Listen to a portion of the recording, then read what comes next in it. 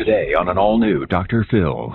From Disney star to homeless and in danger. I called in because Orlando, he has mental problems. He's burnt so many bridges. No one wants to deal with him. If you can't help, he does not have a chance. Orlando Brown. Out of nowhere, he'll say, Michael Jackson's my father. I own Neverland. Does he want help? Yes, he does.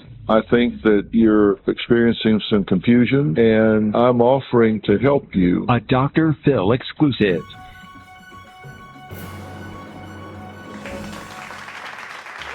Orlando Brown is best known for his role as Eddie on the hit Disney Channel show, That's So Raven.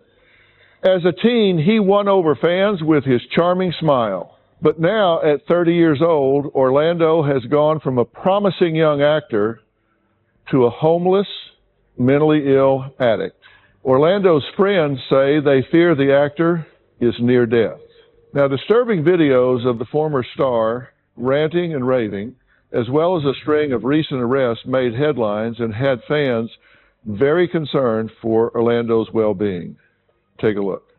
A former Disney star arrested. Orlando Brown, best known for his role on That's So Raven, was arrested for alleged domestic battery and drug possession back in January. In 2014, he struck a plea deal after being accused of threatening to kill a woman and her daughter. He was also arrested on DUI charges in 2013 and in 2011, and for marijuana possession in 2007. Orlando's friends and associates reached out to us, desperate for help for the troubled star. Orlando's friend and manager, Solomon Barron, said he was willing to do anything to get us to help save his friend's life. He brought Orlando here to meet me, and here's what happened. Dr. Phil. Solomon. How are you, sir? Oh, not bad. Well, it's good to meet you. It's my pleasure. You are apparently a very nice guy, a very giving friend, and a very patient man. I try to be. Because you've been hanging in there for your friend Orlando for quite some time. Right. So tell me why we're here and tell me what you're up against here. Well, I called in because Orlando is, I don't want to diagnose him because I'm not professional, but he's obviously delusional. You know, he's financially in shambles. Mm-hmm. His living arrangements is in shambles. His whole life is in shambles right now, and he doesn't quite understand that. I took him in maybe about 8 months ago, and he has a drinking problem. He smokes a lot of weed. I mean, he has a really, really high tolerance for anything and everything, and you know, it's gotten out of control. There's nothing more I can do as far as financially and emotionally. I'm at my limit. The room I let him stay in was a disaster. You know, it's like he had no upbringing. Like, this problem started a long time ago. I don't know how he even got this far in life. Like, he doesn't carry a wallet. He doesn't have ID. He keeps his money in his sock. And how long did he stay with you? Until he went to jail recently. I had kicked him out after so long. We got into a big argument. I mean, he woke up delusional thinking that I stole his vape pen. So he started screaming, banging on the doors, and that was the final straw. I had to put him out. He was running around the streets, no shoes on, and he ended up going to jail. Now, you've had problems with him from time to time while he was staying with you. He's been there months, right? Right. And things would go okay for a while, but then you've had episodes with him, right? Right. Give me a sense of what I'm dealing with here, episode-wise.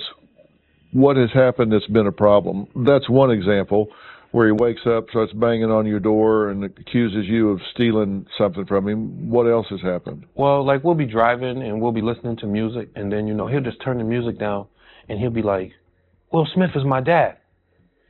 Can you call him? And I'll look at him, you know, because it's shocking sometimes because it comes out of nowhere. We'll be fine, and then out of nowhere he'll say, I'm Prince Jackson. Michael Jackson's my father. I own Neverland. Sometimes you don't know if he's playing or if you don't know where he's serious. He know we're coming to see Dr. Phil, but he keeps saying, Dr. Phil? Oh, no, that's Steve Harvey. He looked like Steve Harvey. But then he'll go back to being fine? Right. Has he been violent with you at all? No. Has he stolen anything? No. After his career with so many different people and trying to reach out to everyone, his mom, none of the co-stars that he's had in the years, nobody wants anything to do with him. So I accepted the challenge of being his manager, not totally understanding everything being that, it's my first rodeo. So no one at all wants to deal with him. And then I figured out why. He has a mental problem that he is not addressing. So I said, if you can't get him to recognize his problems, he does not have a chance in life at a comeback, anything. It doesn't look good for him. So nobody's been willing to help him? Nobody's willing to try to help him? None of his co-stars? Nobody he's worked with before? No, not lately. He's burnt so many bridges, but I don't think everyone understands how serious his mental issue is. Mm-hmm. But you've asked for help. Yeah, I've reached out to as many people as I can. I'm just a little person, so. And what do they say? There's been a lot of no responses. Flavor Flav is pretty close with him, but he's had episodes with Flav, and Flav he can only help him so much. He's tried to help him before, but he's trying to live his life as well too and secure his future and do the things he need to do. So it's hard for him to help Orlando. Well, and I understand Flav is a nice guy and a caring guy, but this just may be over a layman's head in terms of what to do. And you've asked other people, nobody's willing to help. I mean, I'm just trying to find out what the situation is, because if I talk to him, I want to know what resources I have in terms of support and who I could look to in terms of people that would, be there for him, support him, encourage him, that sort of thing. And it seems like everybody's turned their back on him. Well, it kind of works both ways, because when you figure out all the games and all the things he's doing, he tries to push you away, and he'll just move on to the next person, move on to the next person, and he'll move on to the next person. And he's ran out of real friends and family to do that with. So now he's just in the world doing the same thing, moving on from one person to the next person, telling lies and stories and dreams. Why does he think he's here? He knows that he is here to try to receive some type of help. He wants to be able to have another shot at life. He wants to be able to put his life in someone's hands who can really help him, and he thinks that you can do that for him. So he's not disoriented. I mean, he's not disoriented as to person, place, and time. He knows who he is, where he is, what he's doing. It's just his decision-making is not good. Well, his decision, is definitely blurred, and I don't know. I can't tell you why, but yeah. But he knows he's here to talk to me. He knows that I'm going to try to help him. He understands that. Right. He's here willingly. You asked him to come, and he said sure. Right. And he knows I'm going to talk to him, try to help him. Right. Does he want help? Yeah, he does. Does he recognize he's got a problem? Yes, he just said to me this morning that he's glad that he's taking the Seroquel because it helps him with his panic attacks and his anxiety, that it helped him. And is that prescription? Yes. And is he taking it as prescribed, or is he? That I'm not sure. Don't know. Because he'll tell you, I'm 30 years old, I'm a grown man. So I have to give him some type of freedom. Well, I'm going to talk to him, and I'm going to talk to him alone, but I may ask you to join us, because depending on how he responds, and if I need a reality check, I'll have you come back in. Fair enough? Absolutely. Coming up. You have some odd-looking contacts in here. They're my Michael Jackson eyelids. My full name is Orlando Brown, Prince Michael Jackson Jr. My father was Michael Jackson. Your father was Michael Jackson. How are you? Good to see Nice you. to see you. Have a seat. Alrighty. It's good to meet you. I've just been talking to your friend, Solomon. You've been staying with him for a while, right? Maybe 3-4 months solid. He speaks well of you. Thank you. He thinks you're a very talented guy. You have some odd-looking contacts in your eyes. Yeah, they're my Michael Jackson eyelids. It's for Thriller. Oh, yeah? Yeah. So those are like Halloween type? Pretty much, yeah. Yeah. So tell me why you're here. To meet you in person, and also to make sure that I thank you, because I know from afar you actually had a lot to do with my transformation. So, thank you so much, and got my family back and a whole bunch of stuff. So Yeah. What transformation is that? just heading to the next level, of being a man in my own life. For a while, I wasn't acting accordingly. So now that I am, I owe it to people like you and all the others that came before me that I look up to. You've been very successful in your life. You've done a lot of television. You got a lot of fans out there, right? Yes, sir. Yes, sir. I'm very grateful for that. You guys told Claire you were groomers. I can't believe she believed us.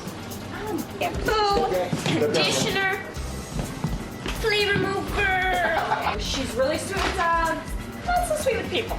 That's because she hasn't met us yet. You were on That's So Raven. How long were you on that show? When I started, I was 13, then I ended at 18. Was that a good thing for you? Did you enjoy that? I enjoyed it tremendously. Actually, we were working on something to basically get us all back together, the cast, and also wrote a show called Coach Eddie. So that's pretty cool. But I had a great time. We definitely were all family as far as the show's concerned. But it's as far as the off stage, it was just even more magical. You know what I mean? So, Yeah. Do you still speak to Raven? Of course. Of course. I haven't seen her too much lately, but What's your relationship like with her now? right now it's pretty good. I want to marry her, but I gotta find out a way to ask her. So right about now, I'm just chilling. Yeah.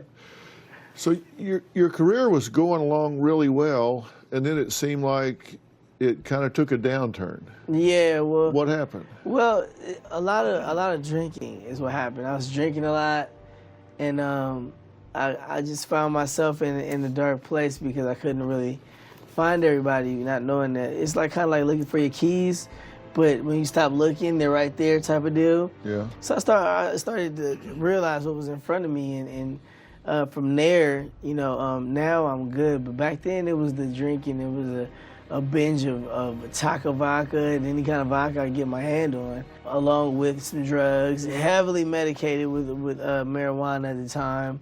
And then not only that, but you still got the crystal meth incident that I had.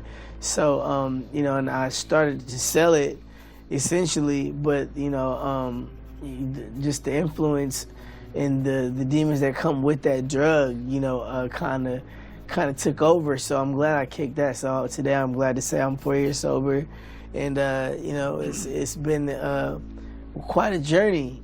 Yeah. And how are you doing now, mentally, emotionally, drug and alcohol wise? I mean, just all across the board in terms of your functioning. How are you doing now? Doing well. Doing very well, actually. I'm proud of myself. I've never been one that was really too big on addiction. So, I used to do things out of boredom. But then I woke up and realized, I was sleeping next to my drug of choice. And it's like, damn, bro, you got a problem.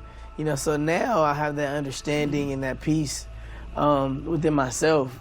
And plus, I'm doing it for my kids as well. Every time I think about either relapsing or anything of that nature, it's an impossibility for me because I just want to see my kids. Yeah. So how many children do you have? Quite a bit, but 4 that I know of. Yeah. Yeah, definitely looking forward to see them. So. How old are your children? My kids are 2. One is 5, and one is actually 11, and the oldest is like 16 to 18. Okay. 16 or 18? Yeah, one of the two. You're not sure? Not sure until I get in front of their faces. I've been like I said, I was a mess for a while, man. What's your 2-year-old's name? 2-year-old's name, actually Shyler. And is that a girl or a boy? That's a little girl. What's your 5-year-old's name? Orlando Jr., actually. What's the 11-year-old's name? My 11-year-old's name. I gotta figure that one out. But if I had to name him anything, it'd be John. What do you mean if you had to name him? He doesn't have a name? I haven't met all my children yet. Really? I only seen Mason when he was little. But as far as the little girls and everything, I haven't met them yet. Yeah. What's the 16-year-old's name? That don't even know that either. Don't know the. No, don't know the 16-year-old's name. That's what I'm intending on doing. Getting, back with the fam and figuring out, who everybody is and what everything is. Yeah. What's your full name? My full name is Orlando Brown, Prince Michael Jackson Jr., and that's AKA Blanket. So what's Prince Michael Jackson Jr.? Well, it's my nickname I gave to myself. Because my father was Michael Jackson, great Michael Jackson. So. Your father was Michael Jackson. Coming up. What were you arrested for? That was trespassing on basically my own property. You were trying to get into the place when it was locked, and so the police. Yeah, basically. But they dropped it. They dropped everything and dismissed the whole case. Dr. Phil's exclusive interview continues. So what's Prince Michael Jackson Jr.? Well, it's my nickname I gave to myself. Because my father was Michael Jackson, great Michael Jackson. So. Your father was Michael Jackson. Mm-hmm. How do you know he's your father? Well, you hear through the grapevine, but aside from that, it's the characteristics of a person. You know, I used to always wonder why I'm so astronomically blessed and gifted when it comes to being talented. You know, I rap, sing, and I do everything immaculately. The eyes, and also just speaking to different Jackson family members that, you know, have confirmed it. So, it's just it's a blessing to know that I can sit here today and say that, that Michael Jackson was my father. But the reason you say he's your father is because he was very talented and you're very talented? No. Based off of actually, like I said, actual family members letting me know and telling me, and also my mother. Your family members have told you? Mm-hmm. His family members or your family members? His and mine. Because I know a lot of his family members. Yeah, but they call me Michael Jackson Jr. So aside from that, that's all the confirmation in the world. After the first time you hear it, you're like, why are you calling me that? And they telling you like, yeah, boy, that's your daddy. I'm like, oh, okay. Yeah. Tell me about Neverland. Well, I've never been. I know my father would have wanted me to have it. He left it for me, so that's just something that's very awesome to me. Did you know Michael Jackson? No. I understood he liked to hide and wear disguises, so it could have been possible I was talking to him and didn't even know it. But at the end of the day, can I actually say I met my father? No, I have not.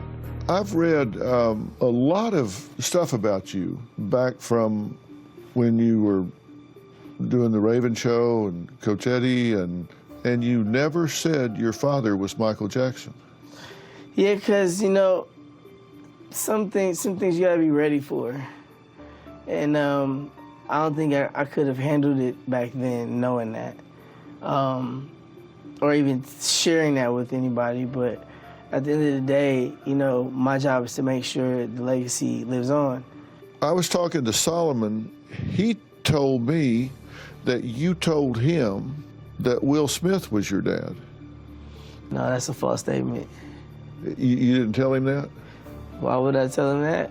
I don't know. He just said you were in the car one day and told him Will Smith was your dad. Nah, that's not how that goes. Yeah. Oh no, that's not how that goes. And all 488 million of my fans do know I don't fabricate or lie. I'm pretty straight up guy. So. Yeah. You've been arrested some. Mm-hmm. That you've had some conflict with the law. True. Mm-hmm. What were you arrested for? Oh man, recently. That was trespassing on basically my own property. Trespassing on your own property?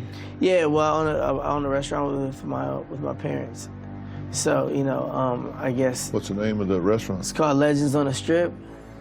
Yeah, it's beautiful. So you own it with your parents, so it's part yours? Yeah, but it's more theirs because I gotta be on the road all the time and stuff like that. I just like to come in there and act like the boss every once in a while. Yeah, that's about it. Yeah. You say you own it with your parents. I thought you said your father was Michael Jackson. No, it was, meaning, you know, he was deceased, so therefore this guy's been a tremendous father figure in my life. You know, so I really can't complain about that. You know, without him being in my life, then it would be nothing, pretty much. But So he's not really your parent. He's Yeah, right. He's just like a father figure, definitely. Now, you were trying to get into the place when it was locked, and so the police came. Yeah, basically. The police were called, but they dropped it. They dropped everything and dismissed the whole case. Yeah. All my cases, for that matter. Before that, it was weed. Then I got into an argument with my girlfriend, but they tried to pin a domestic on me. Well, Solomon was telling me that throughout your career that people were really so impressed with your talent and how creative you were. And then when you started drinking and doing drugs, you burned a lot of bridges, and that people have turned their backs on you. Coming up. I'm curious about a couple things I want to ask you about. And later. Without your help, Dr. Phil, there's not a doubt in my mind, in my body, in my soul that he was going to be in the streets. He was going to end up dead. He wouldn't have never had a chance. Closed captioning provided by... We now return to Dr. Phil's exclusive interview. Solomon was telling me that throughout your career that people were really so impressed with your talent and how creative you were. And then when you started drinking and doing drugs and all, that you burned a lot of bridges and that people have turned their backs on you. I'm not here to talk about what Solomon said, but what I'm here to talk about is the positive, you know what I mean? Like, Well, I'm asking you about what he said because I am here to talk about I don't it. know what he's talking about, but as far as I don't have any enemies, like I told you, you know, but there are messy people that like to say things to shake people up, but, you know, like, I'm not here for gossip. You know, I'm here to make sure that you're all right and you're okay, and that we both get back to work the best way we can possible. Well, that's what I'm interested in, is you getting back to your career and being healthy and happy. And I'm curious about a couple things I want to ask you about. Solomon brought you here today and told me that he wants me to help you. Now, I'm not really worried about Solomon. I'm more worried about the verbal abuse and a whole bunch of stuff that, you know, he has to get off his chest. But I do feel embarrassed that he would even try to go that low. So, you know. What's low? Low is to get here and then all of a sudden say something negative to you, knowing there's no problems. Well, he didn't say anything negative to me. Well, that's how I took it. Forget him. Let me ask you. I've been doing this for 45 years. So I'm a pretty good judge of whether people are functioning at their peak efficiency or if they're functioning at less than their peak efficiency. And I'm curious if you think you need some help getting yourself sorted out so you can get back to your career. It's like watching the company you keep is a big thing. But when you're pushed to not have to, you know, basically like watch the company you keep, meaning if you have people that know who you are before you, it becomes a problem. That's been my problem. So right now, I need help with is me basically having my home, my kids, and my wife. That's all I need. And like I mentioned earlier, 4 years sober, I don't think I need the help. I think that some people on the outside need to grow up. And they need to really take responsibility for what they've done in their lives and stop trying to hide between other people's masks. Here's what I'm thinking. When you've been arrested and put in jail and encountered conflict with authority and all, have you ever been diagnosed with a mental illness or put on medication? I have medication because I was forcefully taken to one of the mental institutions. Mm-hmm. Before that, I was in the ER, and before that, I was in a rehab. Before that, I was in jail. Medication help you? It stops you from talking. So no, it doesn't. Yeah. It makes you sound. Yeah, it sometimes can be too much. Yeah. So, but I mean, I find that when I have panic attacks or something like that, it helps out there. But I'm rarely having panic attacks now because everything's coming together in my life. So. Let me tell you what I think. Can I tell you what I think? Coming up. I think you're making a big mistake by not hearing me, because I think what you're going to do is you're going to go back out there, you're going to wind up being homeless, arrested, and in trouble again. Closed captioning provided by... We now return to Dr. Phil's exclusive interview. Let me tell you what I think. I think you're a really nice guy, and I don't have any trouble understanding why you've been so successful, because you're really charming, and you clearly have that ability to pop off the screen and get people's attention. I think sometimes life can really get us kind of balled up, and you say you've been 4 years clean and sober, but there are long-term effects when we do crystal meth and things that can really affect the neurotransmitters in our brain. And whenever we do certain drugs, it can connect half a thought with another half a thought, so it can get pretty confusing.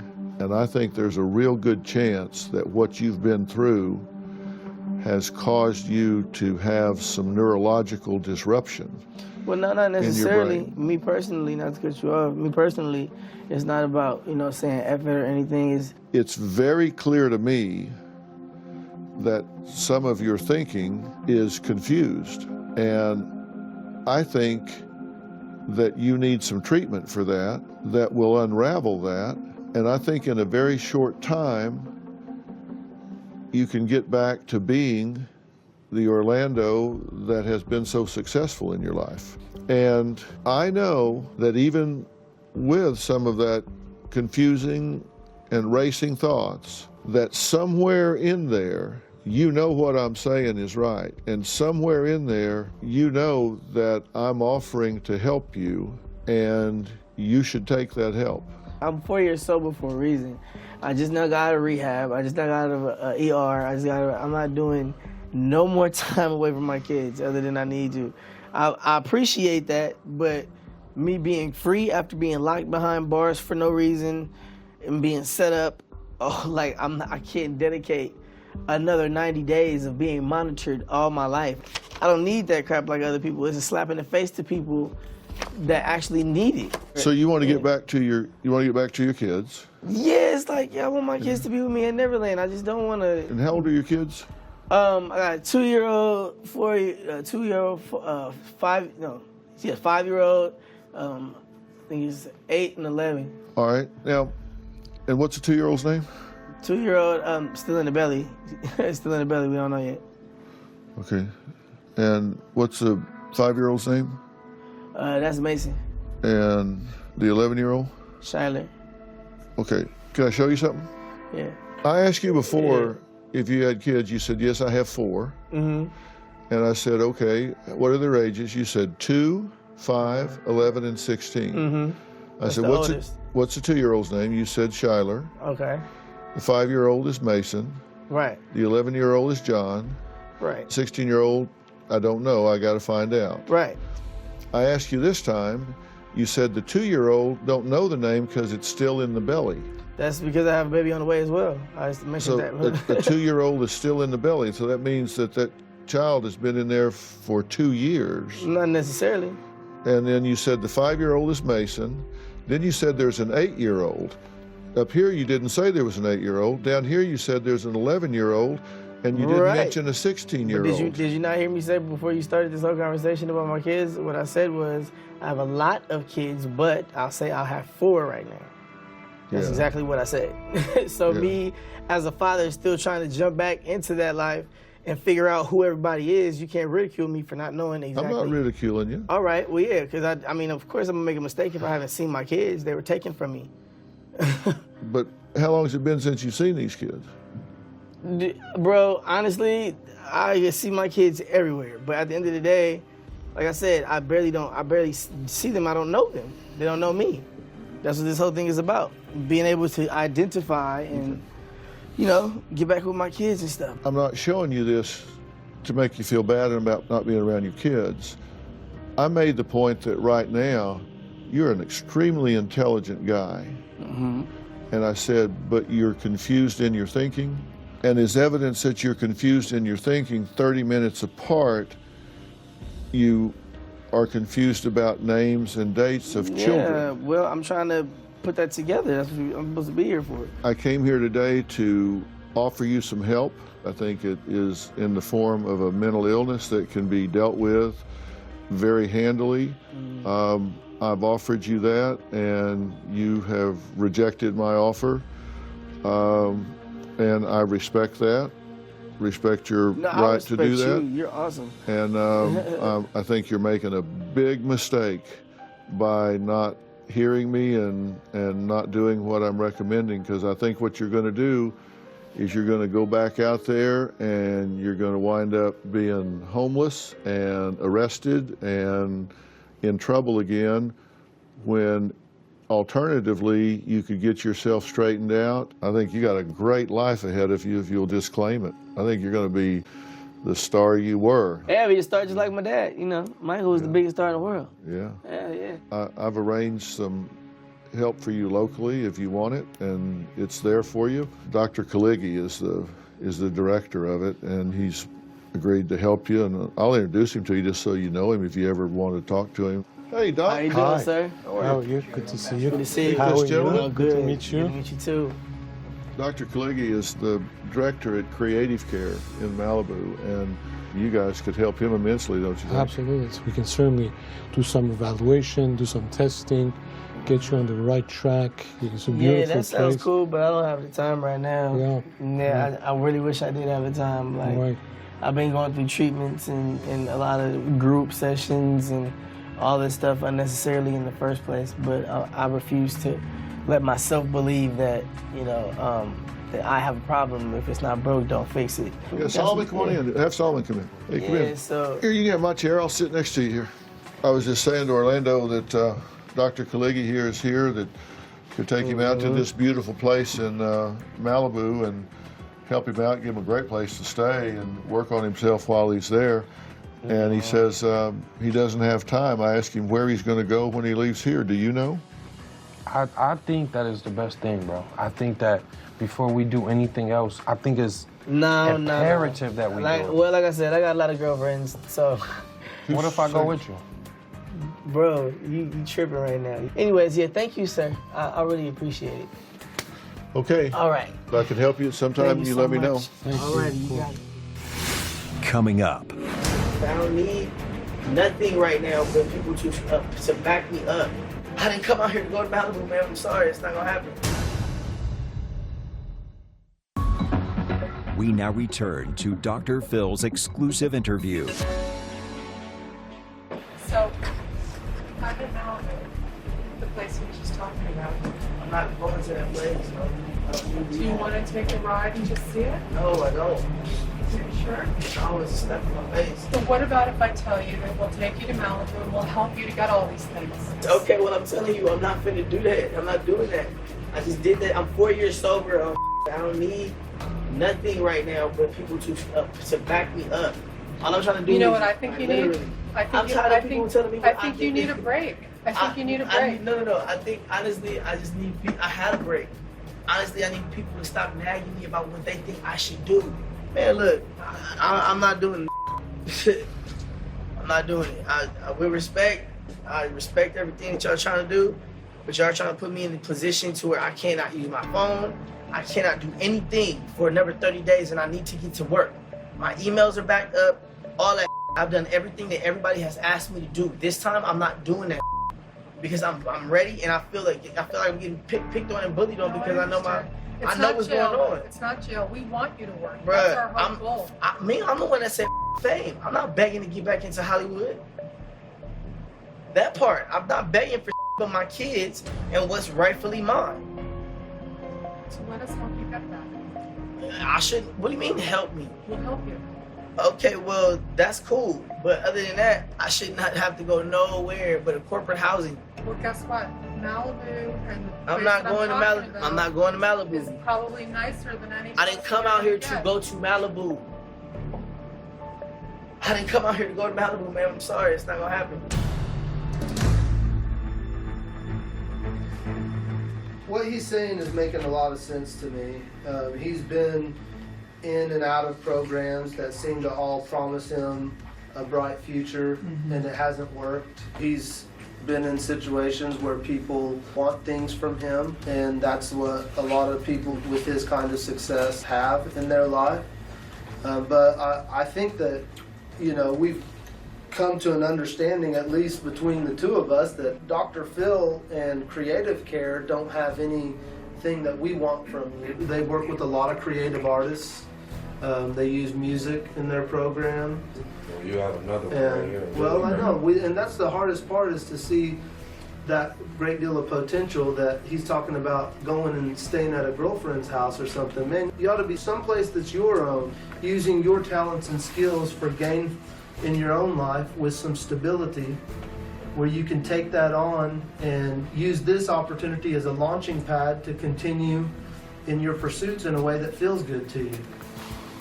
Y'all got it from here. Honestly, I do. Okay. Well, what's that mean, Orlando? It's whatever, bro. Yeah, he's in. Coming up. Without your help, Dr. Phil, it's not a doubt in my mind, in my body, in my soul that he was going to be in the streets. He was going to end up dead. He wouldn't have never had a chance. Closed captioning provided by...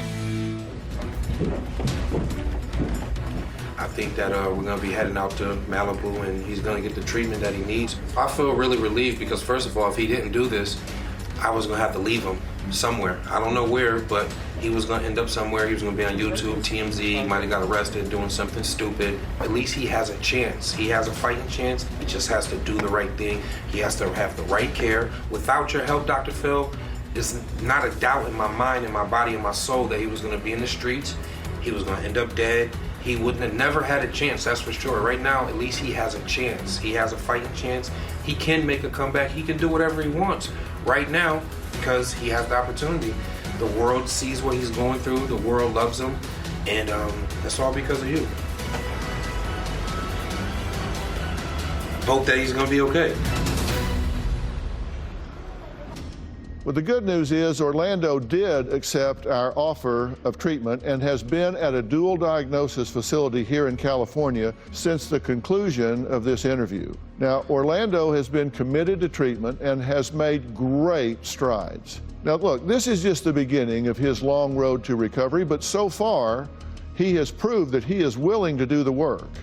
His ultimate success clearly will be up to him, and we wish him nothing but the best and are so proud of the work that he has done so far. Now, if you know someone who is struggling with drug or alcohol addiction or is wrestling with a mental illness, go to drphil.com for more information because you have to reach out for help in these matters. Thanks for watching. All right. Thanks,